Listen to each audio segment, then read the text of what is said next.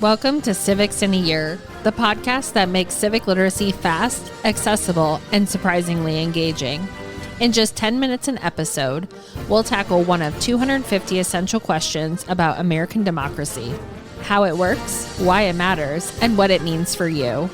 Whether you're a student, a teacher, or just someone who wants to better understand your country and your rights, you're in the right place. Civics in a Year is powered by the Civic Literacy Curriculum from the Center for American Civics and is produced in partnership with the School of Civic and Economic Thought and Leadership at Arizona State University. Welcome back to Civics in a Year. We are starting our look through American history through the lens of primary sources, events, all of these kinds of things. And I'm excited to have Dr. Beyenberg back with us. And today we're going to look at the Kentucky and Virginia resolutions. So dates on these 1798, 1799. With so a little coda in 1800 we'll talk about too. Okay, perfect. So Dr. Beyenberg, can you talk about what was happening when this document was written? What problem was it trying to address? Just we're kind of answering, the what and the why here. Yeah. So the Virginia and Kentucky resolutions are responses to the Alien and Sedition Acts, and especially the Sedition Acts. So the historical context here, the French Revolution is continuing to roil in Europe.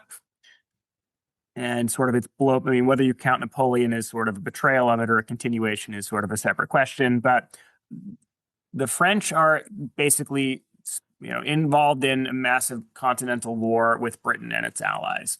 And one thing that they do, which is not very smart, is they try to basically convince Americans to more or less raise like almost privateer type armies and whatnot, potentially even destabilizing the United States. The Federalists, who are not very sympathetic to this for basically good government reasons. I'm not saying that I agree with all their responses, but it's not completely insane for them to be saying like, there are mobs happening in America. We have the French government basically and some of their agents seemingly trying to destabilize things over here, trying to suck us into a war with Britain. So maybe this is not a great idea.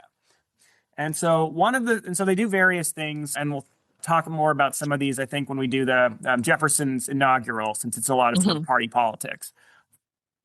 But among the things that they do, so they're building up an army. Hamilton's pushing this, which again, I'll beat up on Hamilton in the next one on that. But they pass particularly the Sedition Act. And the Sedition Act is actually one of the, I think, a very misunderstood document. So the Sedition Act makes it illegal to, and I want to make sure I get the language correctly, so I will read it, to print any false, scandalous, or malicious writing against the government of the United States or either House of Congress or the President with intent to defame or bring into contempt the hatred of the United States, stir up sedition, etc. Now, so this is obviously, in some sense, a significant bite against what people think of as freedom of speech. I will say in the Federalists' defense, they are building on traditional common law in which even under the English understanding of freedom of speech, you could be punished after the fact for particularly dangerous and libelous speech. Freedom of speech was understood that you get to say it first, but you could still be punished under libel laws after. Now, strikingly, the Sedition Act's text, it's easy to miss it. It has that the words must be false. That is itself a civil liberties innovation. So it's worth giving the Federalists their due. They are saying that false speech, that if it's true, even if it's critical of the government, it is potentially, or it's protected. In practice, that's a little shaky, but the text itself of the Sedition Act says it has to be false. And the execution has to be by juries and not judges, right? So, again, I'm not saying the Sedition Act is good, but it's not quite the sort of caricature of like Adams and Hamilton's, scheming about how they can crush all opposition. And we'll talk more about sort of the party politics on that again in the next one. So the Sedition Act particularly freaks people out on the grounds that this is both inconsistent with seemingly an understanding of the First Amendment, but more particularly, it's seemingly inconsistent with the 10th Amendment. There is no enumerated power to regulate speech in that regard, to regulate the press in that regard, and you would have to use really, really, really loose construction to the necessary and proper clause, right? it's not necessary to fight a war or to put down domestic insurrections or whatever to suppress basically speech. So again, we'll talk more about that. So the Sedition Act is seen as unconstitutional, Alien Act as well, on First and 10th Amendment grounds. And Jefferson and Madison are thinking about, like their other sort of fellow partisans, how do we respond to that? And what they decide to do is effectively each write effectively a manifesto and launder it to one of the states. Madison has left Congress at this point. He's going to rejoin the Virginia legislature soon. Jefferson, amazingly, is the sitting vice president right now. So again, I love the mental image. The equivalent right now would be like J.D. Vance laundering an anti-Trump hit piece to the Washington Post. Like that's effectively what's happening here. It's not quite the same because they're opposite party. Mm-hmm. But yes. And so the Virginia and Kentucky resolutions get passed, although they modify Jefferson's importantly in a way I'll talk about. But that's effectively what the context is, that they are protests written by the state governments. Their audience is sent to the other states, basically saying, hey, fellow states, join us in protesting this. Because particularly A, either Congress can repeal it, or B, and this is what ends up happening, the Sedition Acts were recognized as a temporary wartime measure even by the Federalists, and so they have a sunset. The Supreme Court never declares them unconstitutional because they expire first. But these are basically primarily protest documents responding to the Sedition and the Alien Acts.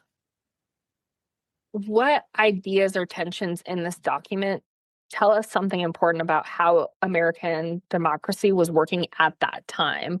Because when you talk about these things, right, like the first thing I think is like, that's unconstitutional, whatever. And I'm falling into this lens of presentism. Mm-hmm. But we are still, in these acts looking at, or this resolutions, looking at a time where America is still a very new country. Yeah, although I actually do think that these are texts that really, and we'll talk more about this, I guess, in a second, that I think do actually have a lot to say to us today, if they're sort of interpreted correctly. They're very easy to get misinterpreted and have been throughout time, particularly the Virginia Resolution.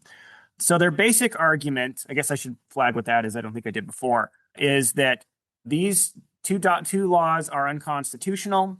The state governments as members of a compact. And so they are arguing that the Union is not just a indiscernible mass of basically all of the people of the United States, but it is a combination for limited purposes of all of these different states.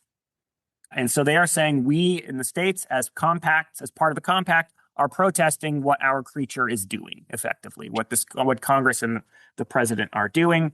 And then they walk through and use very basic arguments. It's against the First Amendment because, it's against the 10th Amendment because, but basically they're states' rights protests. And they are sent out to the other states, and the other states respond quite negatively. Some of the states don't do anything. Most of the states respond and say, we disagree. Most often they disagree because they say, this is an issue for the courts, which actually, again, I'm always beating up on Marbury v. Madison didn't invent judicial review. The other state legislatures are saying, take it up with your courts. Some of them are, particularly the Federalist ones, are protesting on the merits that Virginia and Kentucky are protesting and saying, like, yes, we are basically on the border of a war.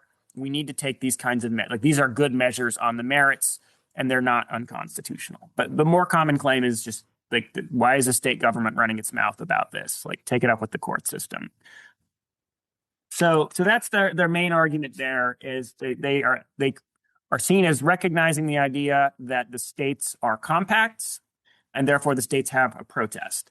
Now, this is where it gets a little dicey, and this is where Madison and Jefferson disagree. Madison understands these documents as protest documents. So Madison, you can leaf through it, and he says, we protest it. We're expounding things. This state is declaring things. And they say, we declare that the acts are unconstitutional, and necessary and proper measures will be taken by each state for cooperating with this state. Right. So he's using very constitutionally sounding language here. And historians have gone through and indeed found Madison thinks this is a protest. He gets Virginia to pass a follow-up in 1800, and again as a protest. So he doesn't view this as Virginia is going to send the state militia to shoot back or anything. Jefferson flirts with language of nullification, which freaks Madison out. So the first draft of the Kentucky Resolution uses this language of nullification. He doesn't say what nullification is, but he says the state will take acts to nullify this and make sure it's not happening within our borders. The Kentucky legislature originally takes that out. They repass another one a year and a half later where they put it back in. So these are often credited as the origins of the doctrine of nullification, which we've talked about at length, which is that states claim the power to unilaterally block federal activity. John Calhoun in the 1830s, or not, excuse me, Calhoun, Robert Hayne in the Senate debates explicitly cites Madison. That's unfair to Madison, and Madison comes out of retirement and says, basically, stop libeling me. But I do think there's a case to say that it comes fairly from Jefferson. Again, Jefferson's opaque. What does nullification mean? He doesn't say. But I think it's fair to say that the idea of nullification does come from Jefferson. It doesn't come from Madison. But so how is this understood at the time, or what are they thinking about at the time? Again, the exact role of who's enforcing the Constitution and how different people can enforce it is a little vague at the time, right? Is this exclusively the provision of the courts? Is this primarily the division of the courts?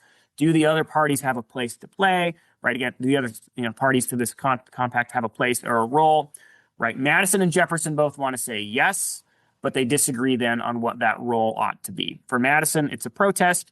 You get Congress to repeal it. Maybe you signal to the courts. Jefferson seemingly has a more expansive understanding of what he wants the states to be willing to do, but he doesn't spell it out, and they don't get pushed that hard on it. Now, I'm not going to count today, but we jump ahead to the War of 1812. The Federalist Party is protesting various things on the Embargo Acts, and at the Hartford Convention and some of their other things, they quote the Virginia and Kentucky resolutions back at them. And there's even at one point earlier a governor who, I love pointing this out, he quotes the Virginia resolution while Madison is president. Madison is unofficially acknowledged as having written it, but not officially. And he says, this is a really brilliant document. Whoever wrote this has really got great ideas about government. And he's like trolling Madison because Madison, of course, knows that he wrote it. So that's how it's understood at the time. So it quickly ends up being, and I'm a federalism fan, being something that people of sort of all factions and parties sort of recognize as a set of arguments, broadly speaking, that they can make. At least Madison's more moderate version. There's so much drama, and it just makes me giggle because I feel like sometimes we think of the founding fathers as these like very buttoned up, men, but they were trolling each other too. Why do the Virginia? And they're also, in some sense, not perfectly consistent. Jefferson is very happy to use state libel laws that are state equivalent against Federalists, and Hamilton is happy who's an architect of. I know that I beat up on the Hamilton musical. Hamilton is not a great visionary for free speech and like a modern plunk him down progressive. Like he's one of the people who's very keen on the Sedition Act, and he's happy prosecuting his enemies with it. So at least Jefferson is not a consistent player on this. Madison, I think, is fairer, but Jefferson is not a consistent player necessarily. Sorry, I cut you off there. But you're good. You're totally fine. So why does this document still matter today? Yeah. The document still matters today because at least many of us still think that federalism is a critically important part of our Constitution. At the same time, though, questions of does the federal government have power to do X, Y, or Z are often dicey. But also, who gets to say that it's wrong, right? Is this literally only the Supreme Court's job? I think most people would say no. But to what extent can other folks participate? Generally speaking, nullification is seen, and this is a theme we've talked about before, as unacceptable, even by states' rights committed people. Andrew Jackson is basically willing to hang Calhoun for flirting with it. After the Civil War, the Confederates, as they're seceding, say, we might be secessionists, but we're not really crazy. We promise we're not nullificationists. That's what real lunacy is.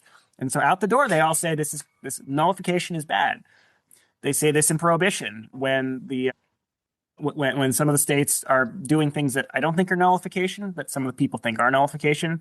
And I will make a slightly hot take here. I had a piece in National Review a couple of days ago saying that there are some folks who are flirting with, trying to have states take active nullification efforts against immigration authority, like immigration policies.